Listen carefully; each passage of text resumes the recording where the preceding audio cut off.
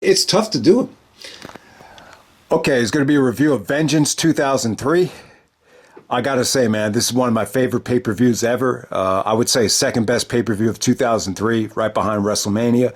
The best SmackDown pay-per-view. I would even put it above Vengeance 2005 as the best overall brand-only pay-per-view. So, yeah, it's funny. I think a lot of people, when you watch the show now, the main attraction for, people watching this back would probably be John Cena and The Undertaker. And it's funny, leading up to this show, Cena actually cut a promo on Kurt Angle in Toronto where he interrupted Kurt and he said, yeah, you and Brock are close friends. And Big Show, he needs a bra. That's not a triple threat match, Kurt. That's menage a trois. And by the time you wrestle, it'd be an empty arena. The main event at Vengeance is Undertaker and John Cena. So, yeah, I thought Cena was tremendous here in the build-up with Undertaker. The video package was sweet. But on top of that, man, you had a loaded show right here. This is a great wrestling show from top to bottom. Even Taz at the time was like blown away by how good the show was. And let's face it, if anyone remembers in TNA and even in AEW, Taz has taken several shots at WWE. There's been times where he's like, you're not going to get that type of wrestling with the other company. But here, he was like, I don't mean to be Joe Company, but this show has been tremendous. So, yeah, it's an amazing show. If you haven't seen it yet, definitely check it out. I could see this being one show that's kind of gotten under the radar because it's a July pay-per-view. But going to get right down to it. So 20 years ago, this took place on July 27th, 2003 from Denver, Colorado. It's funny. If anyone remembers the RVD Triple H segment where Van Damme is making fun of Triple H for spitting out water, someone actually has a sign. And I guess it was in Denver. It said, can Denver finally get a friggin' pay-per-view? And so here we go. We're finally here. Denver gets a pay-per-view. It's in the altitude. It was funny. Michael Cole and Taz actually referenced the altitude playing a major part in a lot of the matches. Never realized before until now that was the case. The attendance is 9,500 at the Pepsi Center. I guess it's the home of the Nuggets, home of the Avalanche, home of the world champion Denver Nuggets. Got to shout them out too. Denver's becoming a great sports city. The Broncos won, a couple years back with Peyton Manning.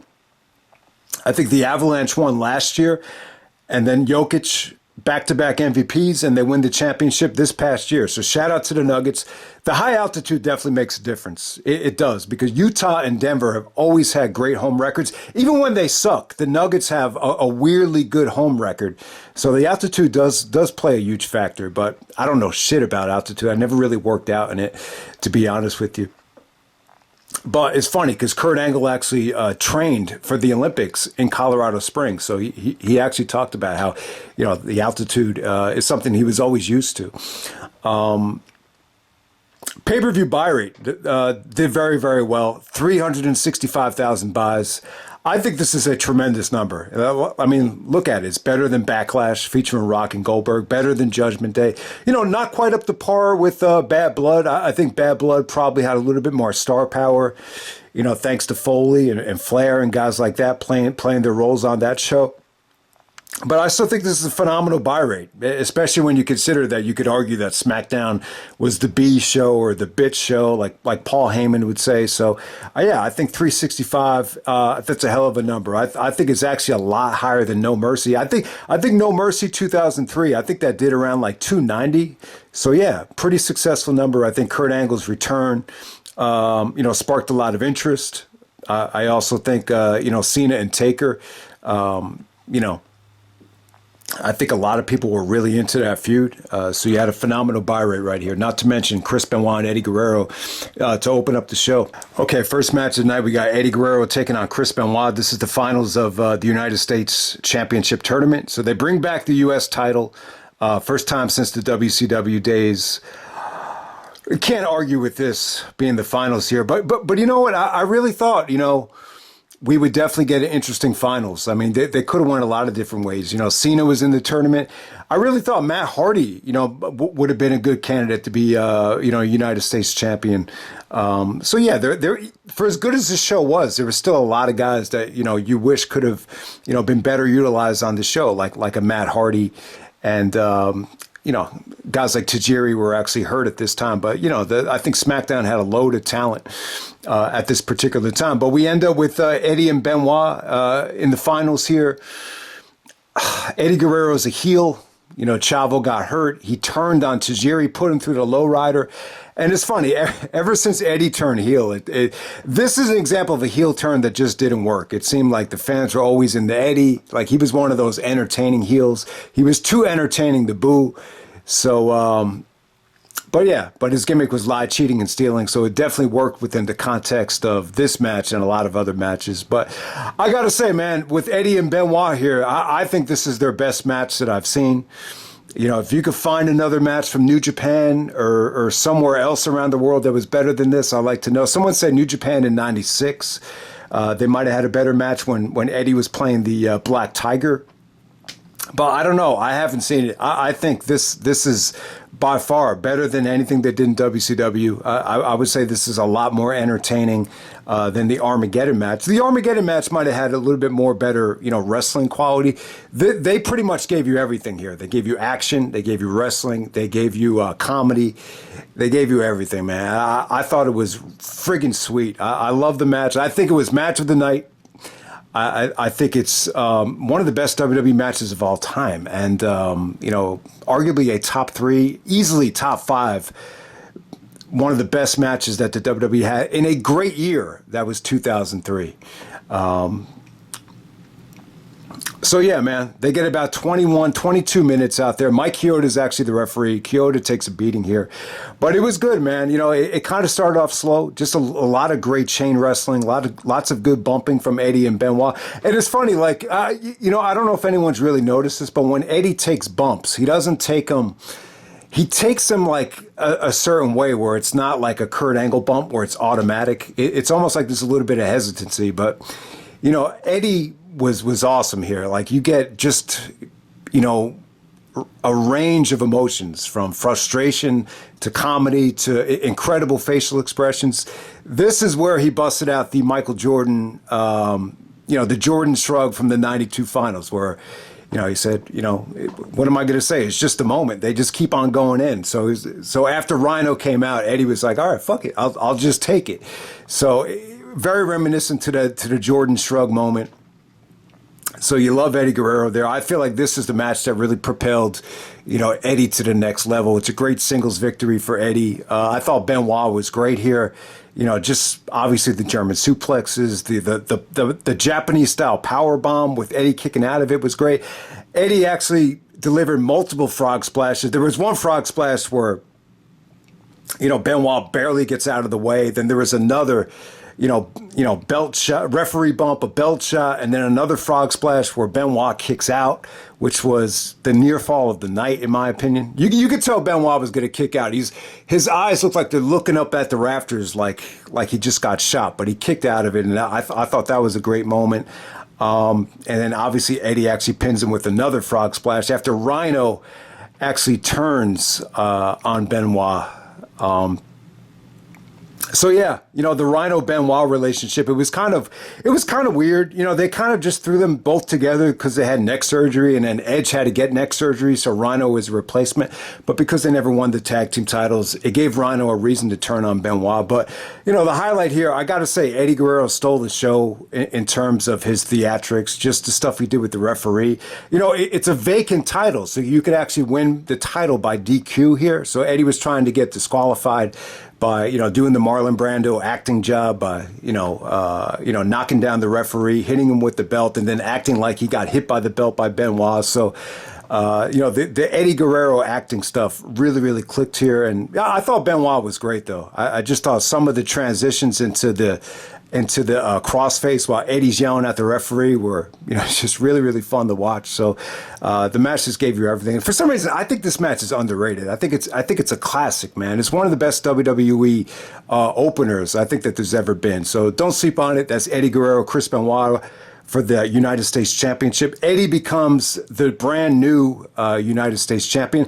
And it's funny, I think Benoit was actually on Bite This to promote the match. And someone just assumed that Benoit had been U.S. champion in WCW because it kind of felt like he was. But I think he might have been TV champion because, you know, the stuff with Booker T was over the TV title, not the U.S. title. And then Benoit just kind of abruptly just says, no, actually, that's not true. I was never the U.S. champion. So I think Benoit became U.S. champion later on in 2007, believe it or not. But yeah, Eddie and Benoit, I can't get enough of this match. I still think this is the match of the night.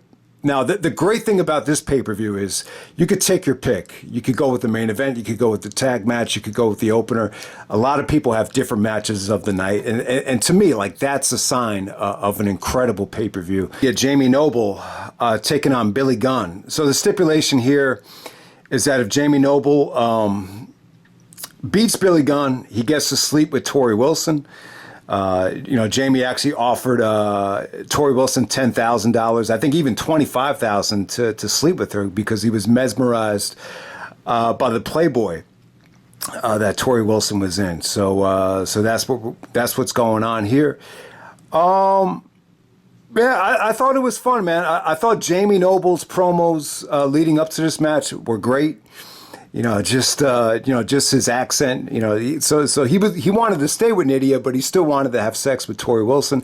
And then even after the match is over, you see him looking at the Playboy, and the pages are like all stuck together and all folded. So and you could actually see Tori naked on Peacock. So it's funny. Peacock, you know, they're known for, you know, when they align with WWE, it was stated that they were going to censor like all the inappropriate things, but you could actually see Tori's tits on Peacock if you look close enough. So that's pretty funny. But yeah, I wasn't a big fan of this version of Billy Gunn with Tori. You know, it kind of made the fans, you know, jealous of Billy Gunn that he was out there with Tori. So I don't think this did Billy Gunn any favors. Jamie is fighting off the interference from Nydia and Tori slapping him. But somehow, some way, he's able to roll up Billy Gunn and get the victory. Tori is acting like she's disgusted. She's acting like, she actually says, holy shit, I can't believe I have to sleep with this sleazeball Jamie Noble. But you know what, though? You know, Tori, I think she actually married Billy Kidman at this time, and she's actually managing Billy Gunn. But, you know, maybe she didn't realize it, but I hate to tell you, like, Jamie Noble is, I would say he's a better wrestler than Billy Kidman and Billy Gunn. And the proof is in the pudding. You know, out of anybody that CM Punk wanted to drop the title to in Ring of Honor, he decided to drop it to Jamie Noble. I just think Punk, for some reason, I get the feeling like Punk is attracted to a lot of people that were rejected by WWE. We just saw him hug Chris Benoit's son the other night on Collision, and then Jamie Noble had gotten fired by WWE, and he kind of resurrected his career by just, you know, putting on these great matches in Ring of Honor, and everyone thought he was the MVP. So yeah, you almost get the feeling like Punk is, you know, attracted to people that have had a falling out with the WWE, even before he even got there. So it's just funny to point that out. But yeah, I can't remember how this played out, but I got to say, Jamie Noble, I could actually do a pretty good Jamie Noble impersonation. I just got done with the workout. My voice is just not where it needs to be right now. But yeah, Jamie Noble, man, I loved it. I love this match, and I love the reaction too. And it's funny, like I was looking at Cena's attire here. Cena's actually wearing the jean shorts, you know, which I think kind of, they were a little bit too baggy, and maybe it hurt Cena's fluidity in the ring, but you can't really knock it because Jamie Noble was able to have good matches with, you know, the jean shorts as well. They're both actually wearing the Hilfiger jean shorts on this show. All right, next up we have the APA Invitational Barroom Brawl. This was just pure fun, as a lot of people have said over the years. I believe this is actually Bradshaw's idea. Brother Love, Bruce Prichard, was heavily involved in this match. And yeah, he was pretty, you know, lots of crazy stuff from Brother Love. He actually got some good heat out there. And Bradshaw got on the mic here. So if you watch this match, you could see the JBL character development coming just by the way Bradshaw looked here with the new haircut, kind of taking control, kind of taking over the booking with this match, so to say. But yeah, the match is a little bit crazy. The bar is actually set up right by the Titantron area. I don't know, for whatever reason, I thought this was a cinematic match, but no, it's actually right in the arena, believe it or not. But yeah, Matt Hardy's in this match. You know, you could have had Matt Hardy involved in something better than this.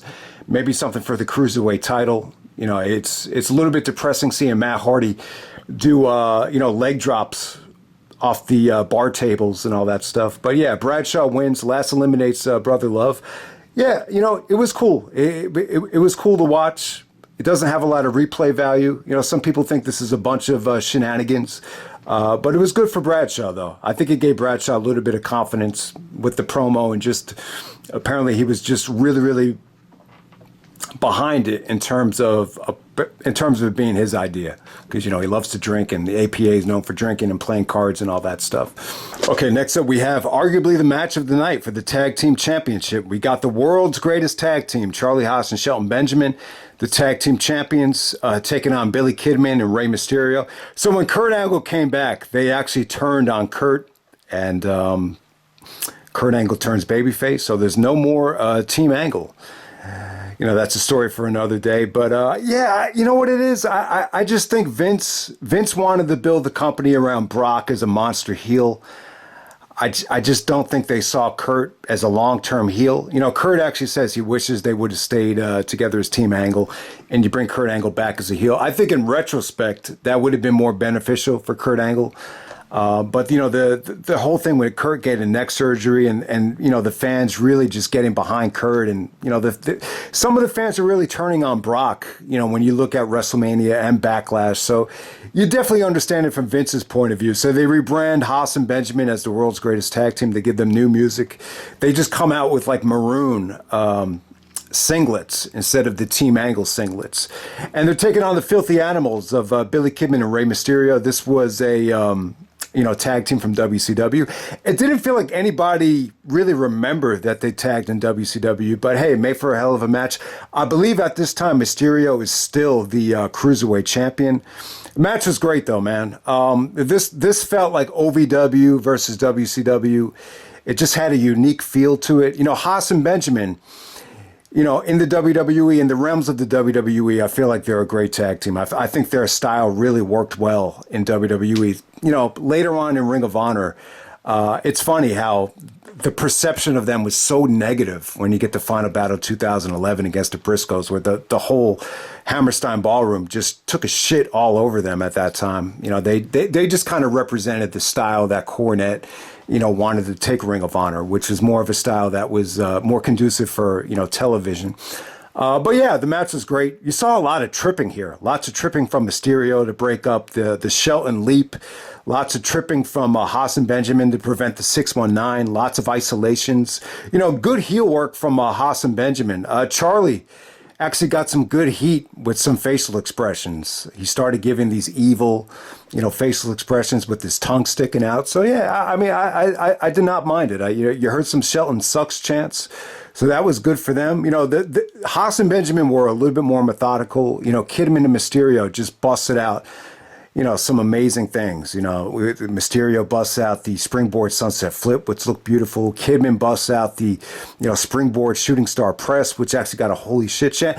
And think about that. How many times did Billy Kidman fuck up the shooting star press? And that's why he turned heel, because he kept, hurting guys. And he turned heel when he did it to London, when he was laid out on the stretcher, I think in 2004.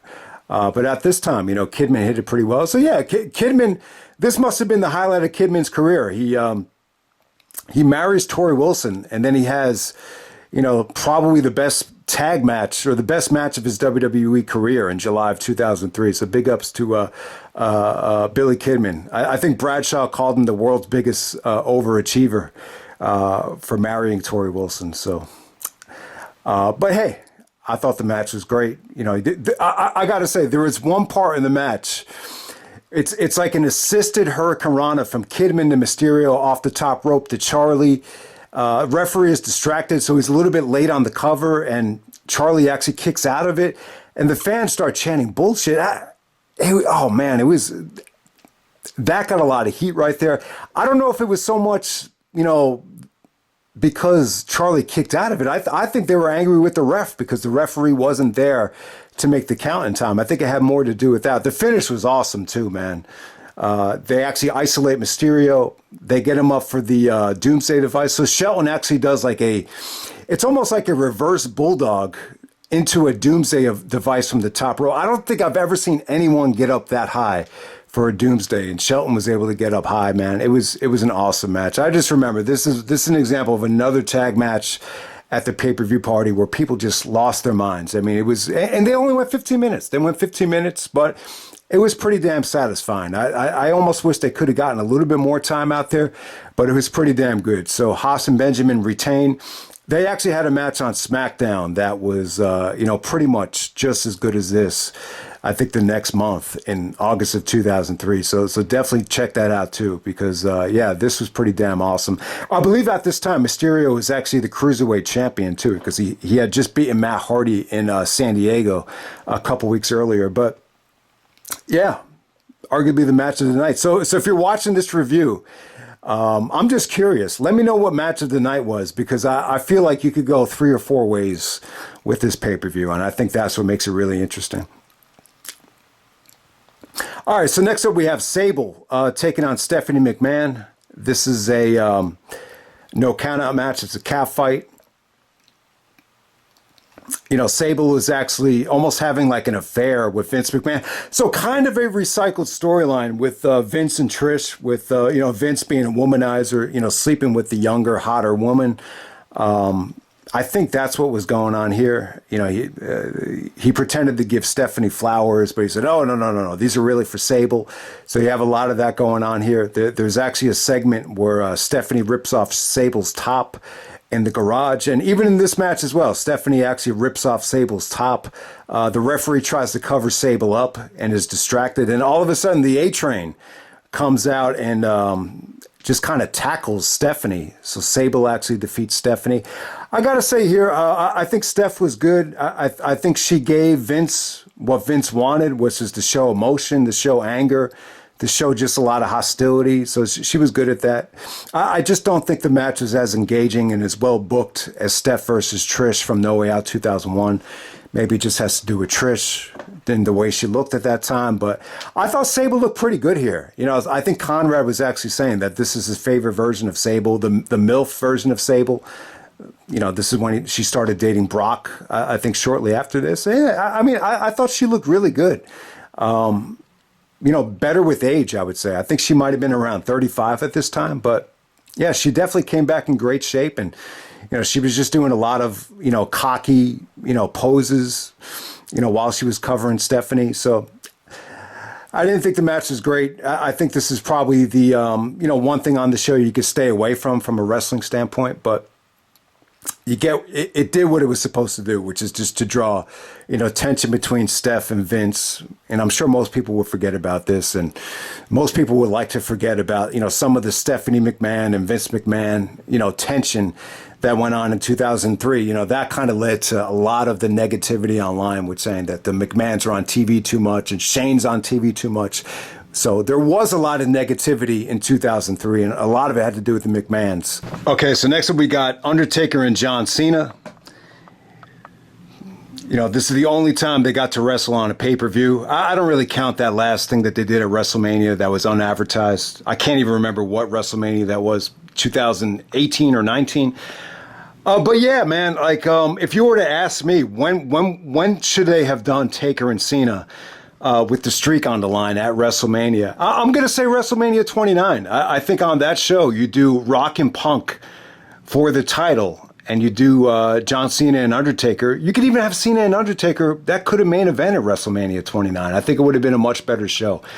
You would have gave us 2 matches that had a lot of appeal, that were not rematches. So, but hey, we got it in 2003. At this time, John Cena was an angry heel rapper. This is really the last pay-per-view where Cena was like a full-blown, arrogant, cocky prick heel that was, a boom-bap battle rapper to the fullest. And if anyone hasn't seen it yet, check out John Cena's interview with Kevin Hart on Peacock. I thought it was really cool, though. And it's funny. It wasn't really like an interview. Cena really made it great. He made it more of a conversation, and he said some interesting things. So definitely check that out if you haven't yet. The one with Dr. Dre, not quite as good, but there's still some interesting things on both interviews. Taker and Cena, this started because of Orlando Jordan, believe it or not. So Cena wanted to commemorate the first year anniversary of the SmackDown legend, and he beats Orlando Jordan, and then Taker actually comes out to the ring, and Cena kind of sees that Taker is, taking Orlando Jordan under his wing, and he's like, "Yeah, Taker, we used to have something like that way back. What happened, man? You dropped me like a bad habit. Back in 2002, after, Cena took Kurt to the limit, Taker gave him respect, and all of a sudden, Cena's not getting it. And then, Cena actually has on the Kareem goggles, and he says, Undertaker, watch whose business you stick your nose in. And he says, you heard. He's like, you heard. So it's funny that it came off a little bit cocky. The you heard phrase, I don't know where that came from. I think it might have been Master P. He started, using that, like, no limit soldiers, you heard. And I think Jay-Z might have said it from time to time. And it just came off really arrogant. So it just started this battle of respect between Cena and Taker, and the rest is history. Cena just cut some amazing promos in the graveyard. There's one promo where he's actually pissing on one of the tombstones. The promo where he's actually holding up a torch, I think it's in the graveyard. The line is, I lay you out to rest. You take a seat on the porch. You're scared to death to pass this new legend the torch. I make the dead man fall. I leave him like a clear pool table with no balls. He had so many, memorable punchlines throughout this whole feud. And when you mix it in with the way they were produced in the graveyard and with the torch, it just evolved into a great video package. And you see Taker's expression too, like, everybody's got to learn the hard way, where you almost get the feeling like, all right, I got to teach. I feel like I've done this time and time again, but now I got to do it again and teach this prick some respect. So it's a really, really cool video package. Cena comes out again and cuts another battle rap on Taker in the ring. The highlight will be, yeah, he had a good run, but now it's bye-bye, see you later. I'm the real dark side, half man, half machine like Darth Vader. I thought that was probably the highlight of Cena's battle rap in the ring. And then Taker comes out, and we get John Cena and The Undertaker. First time ever on pay-per-view. Really only the second time they ever wrestled. They did have a rematch on SmackDown. From what I remember, the original plan was for Cena to go over. Vince had decided that, he wanted to build up Taker for No Mercy, wanted to build up Taker as the essential piece of WrestleMania 20 with the, morphing back to the Dead Man character. So they decided to have Taker win at the pay-per-view. He wasn't exactly sold on Cena at the time, but Cena would actually get the win back on SmackDown. But this match was, I thought it was good. Now, here's one of the things about it. Like, just because Cena is cutting, some of the best promos of his career with the delivery, with the battle raps, and, how good they look in the video packages, it doesn't mean that Cena's great in the ring. I think at this particular time, his shorts are a little bit too long, and it kind of felt like it was hurting his mobility in terms of hitting the ropes here. I do think his punches still need to work. A lot of stuff looked a little bit telegraphed. So yeah, this is not the Cena that we would learn to grow and love, that would have these amazing matches. I still think there's a lot of room for improvement. I do think if Cena and Taker touched at WrestleMania 29, or even WrestleMania 25 or 26, I think the match might have been a lot better than this, but it was still good, man. You saw some good stuff from Cena. You saw some, not so great stuff from Cena. The highlight from Cena would just be the facial expressions. He was able to make Taker bleed. Taker did a lot of, arrogant covering. Like, he could have ended this match at any given time. It almost had like a fully loaded 2000 feel with Taker and Kurt Angle, where he choke slams him and then he picks him right back up. Like, he could have covered him right away. Taker takes his eye off the ball. Cena exposes the top turnbuckle. So Taker is like bleeding throughout the whole match from the mouth. So it definitely made Cena look strong. There's actually a sequence where Cena takes out the word life chain and clocks Taker in the head with it. He's able to hit the attitude adjustment, the FU. And after Taker kicks out of it, Cena gives like a really evil facial expression where he shows his teeth. It almost felt like a Vince McMahon facial expression. So that was pretty cool. And then Cena acts really, really, really cocky. They do the WrestleMania X7 finish with him just kind of posing on the top turnbuckle. And then Taker hits him with the last ride off the top rope. And that's a victory right there. So yeah, Taker goes over Cena. Yeah, I thought it was good. I thought it was a good match. I thought it had its moments. Is it great from start to finish? Is Cena going to wow you with his explosiveness here? Not really. But I still thought it was an awesome, story going into it. And Taker gets his redemption. I think it's a pretty cool match. It definitely did deliver when you look at it from a storytelling aspect. So we're going to move on to Mr. McMahon taking on Zach Gowen. All right, so my thoughts on Zach Gowen are, I think he has some bad luck. I think the kid's got a lot of courage. He actually had bone cancer where it was eating apart his femur bone. And it almost get me a little bit emotional because one of my best friends growing up, he actually broke his femur bone wrestling. And I actually wasn't there. And my parents were actually going through a divorce. My mother was going for therapy. And who knows? Maybe I would have gotten hurt too had I been with him that day. And I just remember visiting him in the hospital. When you break your femur bone, they have to put the femur through this pole in the hospital, and they put you in a body cast. So it's really an aggravating experience to have anything to do with the femur bone breaking or deteriorating. And it was bone cancer eating apart his body. So they had to amputate his leg to prevent the cancer from spreading to the rest of his body. So it's a really sad story. It really is. Zach, decided that he wasn't going to not become a wrestler. He was going to live out his dream, and it got the attention of Bruce and the WWE. I think he actually made it to TNA before WWE. He wasn't under contract with TNA, so they gave him a chance here, and it was really, really cool, man. I mean, this is going to be the highlight of Zach Gowen's career. Kurt Angle and Brock Lesnar were able to help him, get to this spot. Vince was playing a dick heel at this time. He was like, I'm the master puppeteer, and this isn't a freak show. Like, this business is not designed for freaks. So yeah, Vince was great here as a heel. He was all jacked up. He was really playing up to the crowd quite well.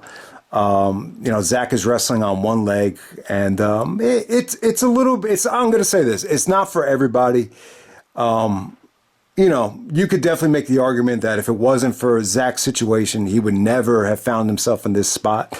But he definitely made the best of it. There were some really, really interesting things here with Zach actually, doing the Van Daminator with one leg to crack open Vince McMahon's head, and the blood just starts flowing out of it.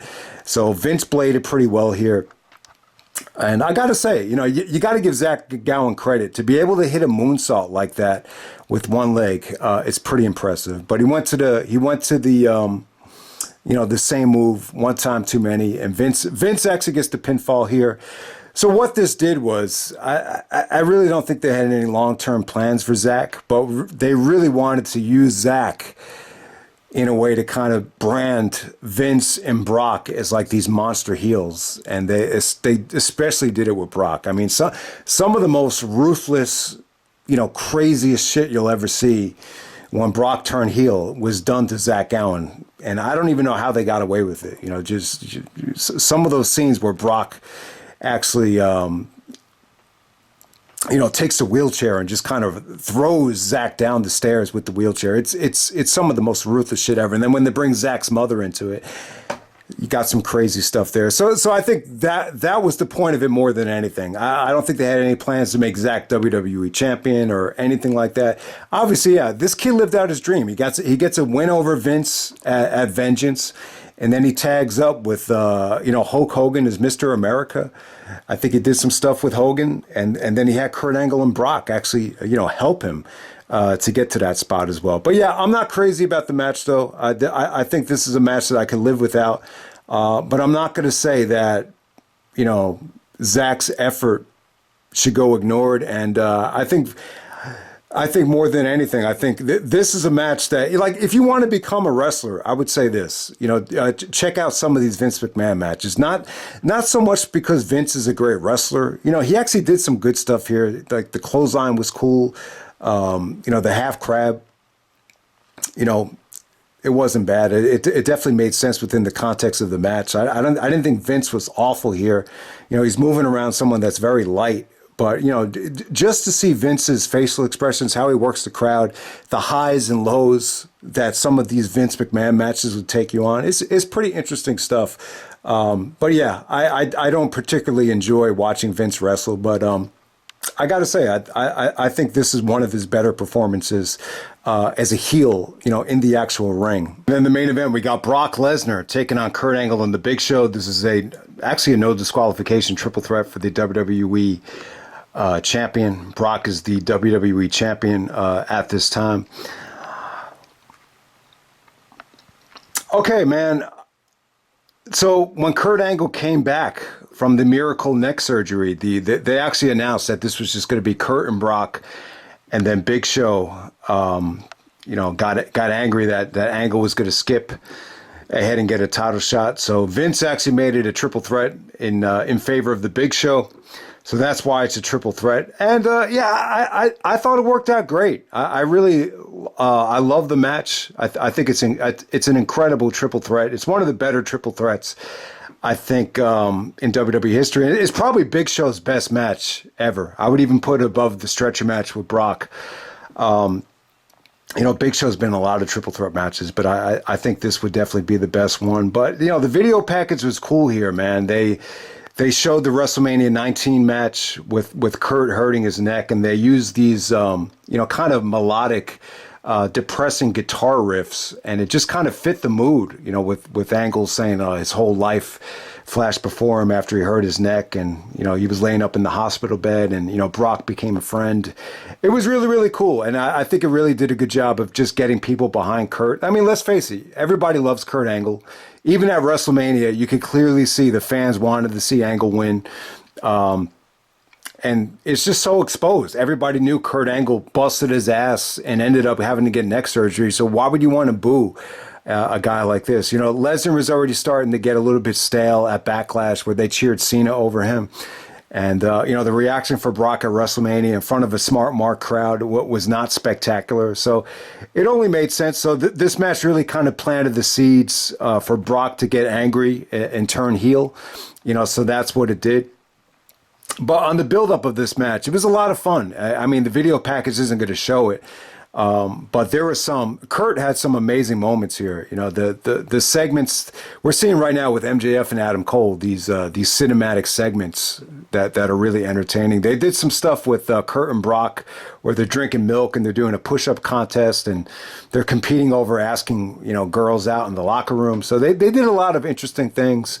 Some of the handicap tags leading up to this thing, like Angle and Brock versus Big Show and the world's greatest tag team. Those are some of the best reactions that I think Kurt Angle's ever gotten. I think one of the, you know, the SmackDown or the second to last SmackDown right before Vengeance, you know, Kurt was once again it's one of those Austin Rock like level, you know, reactions that he was getting when he has that high, you know, from turning babyface. So you get to see a lot of that there. So, and they did some cool stuff, you know, with Big Show double choke slamming, you know, Angle and Brock, you know, on the Going Home show. So I thought this was tremendous. And I didn't talk about it yet. The pay-per-view theme for Vengeance 2003. For some reason, I don't know why, I would say this is one of my favorite themes ever. This is actually stained with the price to play, and they use this throughout the video package here. And I'll tell you, that's one of the other perks to having the DVD. They do not. I watched some of this on the network, and they don't play the theme on the network. They just don't have the rights for it. So, but I'll tell you, I thought this theme worked really, really well. So some of these themes, like, you know, I don't enjoy working out to them or, playing basketball to them. But like if I wasn't like a competitor or if I wasn't in a competitive mood, like this is the type of stuff that I would want to listen to. But this works a lot better in a video package than listening to Nas or Tupac or anything like that. So it definitely worked well. I love the theme. It almost reminded me of Nirvana's No Apologies, just from the way the guy was singing it. So yeah, this is probably, most people might disagree with me, but I like this theme more than the Bad Blood theme, the Headstrong theme by Trapped, which is really, really popular. I think I like this one even more, but they're both great themes. I think 2003, had the best year for pay-per-view themes, no doubt about it. Just wanted to make that point because I did want to touch on that at the beginning of the video. But yeah, man, the triple threat match here, it was great. It was great stuff. I gotta say, this is the match where Taz actually, he's trying to make a point and he goes like Lesnar and Brock. He's like, oh wait a minute, whoa. I mean Angle and Lesnar. So this is where he makes that mistake. But I thought it was pretty funny looking back on it. And once again, they're referencing the altitude throughout this whole pay-per-view, and I thought that was cool. Yeah, Big Show looks dominant here. They did a good job of making him look dominant. But I would say this, man. I think I would have preferred if you do Angle and Lesnar, the Iron Man match on this show. Maybe you could have cut off the Zach Gowen stuff, which, I honestly really didn't care for it. And you could have, cut off a lot of other crap on this show and, really kind of cut this card down like Vengeance 2005 and had Kurt and Brock in the Iron Man match. I would have preferred that. I'm not a big fan of doing Iron Man matches on television. I hate the fact that the Iron Man match was on SmackDown. I do feel like this. I think this is the best version of Kurt and Brock we've ever gotten in the ring together. I just thought the chemistry was on tonight. I thought they both looked healthy. They looked explosive. They looked like they were on the same page. You didn't have the hesitancy that you had at WrestleMania. You didn't have them kind of breaking down like they did a little bit later on. So I felt like they really clicked tonight. But hey, I'm not going to take anything away from Big Show. Big Show busted his ass out there. You saw tons of trash can shots to the head to Big Show. Brock took some nasty unprotected chair shots. I mean, it's scary, man. When you combine the ones that he took from the Hardys and this one that Kurt Angle gave him, you almost got to wonder, how much this took on Lesnar, because he took some of the most vicious unprotected chair shots I've ever seen. But hey, man, one of the highlights of the match is actually Big Show's actually trying to suplex Brock from the top rope, and Brock actually counters it, and he does a running power bomb to Big Show halfway through the ring. Are you fucking kidding me? This is a 500-pound man getting power bombed halfway through the ring, and it's not like Brock just power bombed him right by the rope. He actually carried him like halfway through the ring. That was insane. Brock was awesome at this time. Like he was just so explosive. Like he brought the best out of Big Show. Anytime Brock was in the ring with anybody, he made them give 100% no matter what. So, but I gotta say, Angle's punches, it looked like he was watching Bret Hart at the time. Angle's punches look better than ever. Just a lot of pepper behind his punches. When Brock starts punching Angle back, some of the fans start booing. So you can see some of the fans slowly turning on Brock, which is, why they made the decision to turn Brock heel. But yeah, man, I thought the match was great. There was some unique booking here. You saw Big Show go through the table with the Angle Slam. You saw, Brock F5 Kurt out of the ring. Kurt got bladed. Once again, the Angle Lesnar showdown with Kurt doing the German suplex and Brock doing the 360 in midair was cool. You saw Brock show a lot of frustration here with Kurt breaking things up, and he actually puts Kurt in almost like a Brock lock, and he transitions it into like a Taz mission, and Taz loses his shit over that. He's trying to cut off the blood flow just like the Taz mission. So I thought that was really, really cool. I thought, the ending surprised me. The booking of this match really surprised me at the time. I did not expect Kurt Angle to win this thing. He fights off the interference from Big Show, hits him with the Angle Slam. Brock actually runs right into Angle with the Irish Whip. Brock actually misses the shoulder block and then he takes him from the corner and brings him out with the ankle lock. Then he hits the angle slam on Big Show, and then he hits Brock with the angle slam, and he wins clean with the angle slam, a move that, you know, Benoit kicked out of time and time again, and, you know, Brock kicked out of it at WrestleMania. But the angle slam, I love the move, so I have no problem with it. I like the fact that they tried to build it back up as a legit finish, and it was cool. I thought it was a great moment for Kurt. You know, I'm not going to complain about it. You know, Kurt was, he had a lot of juice at the time, just coming back off of neck surgery, so why not reward him? You know, Kurt actually celebrates, and he's like, I did it again. So it's funny. You know, Kurt Angle wins the championship for the 4th time. The 5th time, if you include the WCW title. He's wearing the same exact singlet that he wore in Unforgiven 2001, which is kind of weird. But you know what, though? I think you could definitely make the argument that long term, you know, maybe this is a little bit of a mistake to give Angle so many title victories. I think looking back on it, I would have preferred, you know, Angle to win the belt a little bit later and have a solid run. Instead, you see what it is now. It's just, you know, the way they booked the match, they booked it in a way where Brock gets upset, he gets frustrated because Kurt beat him. It gives Brock a reason to turn on Kurt, and then Kurt kind of becomes a transitional champion. And for as popular as Kurt was throughout this whole summertime, you had guys like Cena and Eddie that were getting a lot more popular than Kurt. So, you know, Kurt had like no choice but to turn heel again leading up to WrestleMania 20. So I think long term, it definitely hurt Kurt. I always say this, like, I wish Kurt had taken a little bit more time to really heal his neck instead of rushing back. But it was cool, though. It was cool that we got this. You know, I do agree with Kurt. Kurt actually says that he would have preferred to come back with Team Angle and to stay a heel.